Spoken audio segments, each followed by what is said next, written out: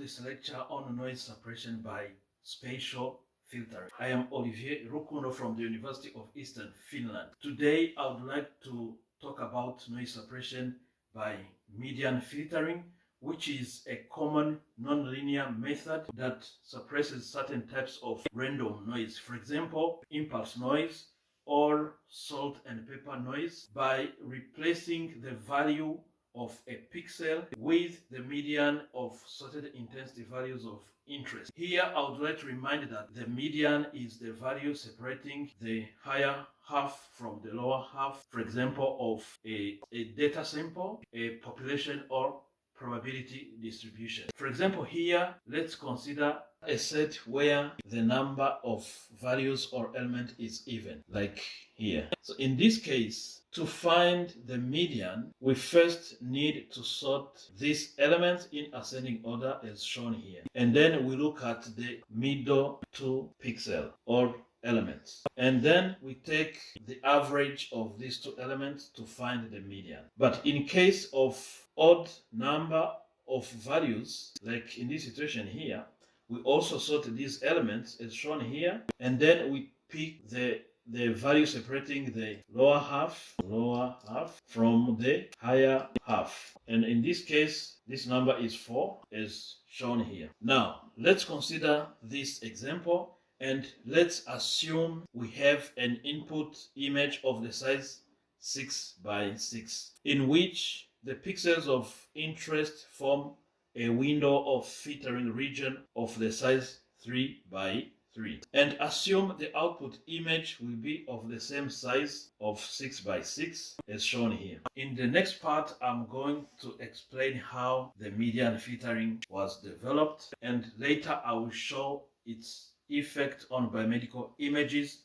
obtained using transmission electron microscopy. So here we are dealing with the median of a node-sized set of values like this one. And of course, when the side length is odd, then the number of elements in the filter region is odd as well. And in a situation like this, the median does not create any new value that didn't exist in the input image. But when the side length is even, the median of sorted sequences is the arithmetic mean of the two middle values. And in a situation like this, the new value is generally created or introduced. Now, to get, for example, 0, we first look at the elements corresponding to the filter region of 5 and sort them in ascending order. For example, look at these elements. In this filter region, we have 0 5 times, 1, 2, 3, 4, 5, and then we have 1 here, and we have 2 here, and we have 4 here, and we have 5. And then we look at the middle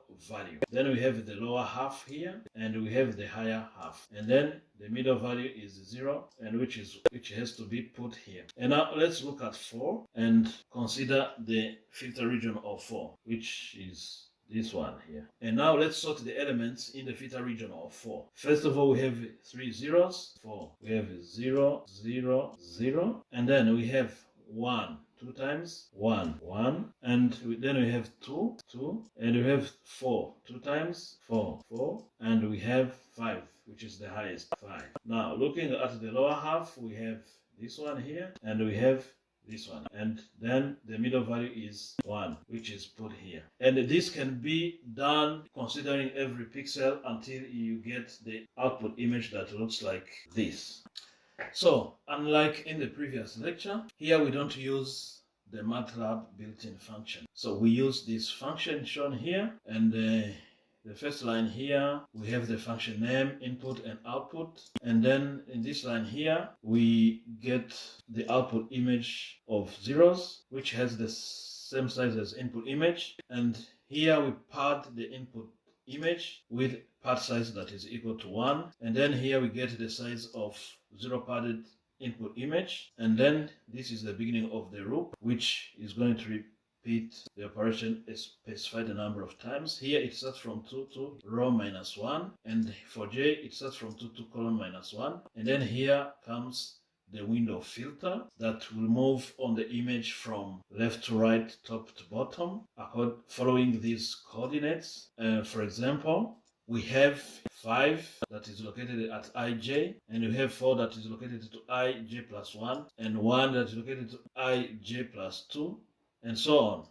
Even these ones here, they have their own coordinates. And in the padded image, there are some changes. The zeros, they also have new coordinates. Here, I would like to remind you that you can pad image by adding zeros or by replicating the edge pixel. Here, the padded 0 will have the coordinate I minus 1, j minus 1, and so on. But the most important here is that 5 still has the same coordinate. 5 is still located at ij. So the coordinate subscript didn't change. And then the filter region will move on this image from left to right, from top to bottom, generating the median value corresponding to each filter region. For example, in this case here, in case of 5, the output value is, the median value is 0, considering this filter region or window. When to move to 4, it becomes 1. And for 1, then we have the output, the median value that is equal to 2. For 5, 2. For 2, 2 again. For 5, 0. And so on. We go down from top to bottom. Then we get 2. And we do this for all pixels, and then we get this output image. So now from the median filter window, we sort the elements in the filter window. And then here in this line here, we get the 5th element, which is the median, because we are using a 3x3 window size. And then the output image coordinate subscripts are I minus 1 and j minus 1. And after that, we convert the output image to 0 to 255 range, and that's it. And now here we display results. First we read image, and then we use the median filter function, and then we show image using this function. And now let's see the result in this image. So here on the left side we have what we can call a noise image, and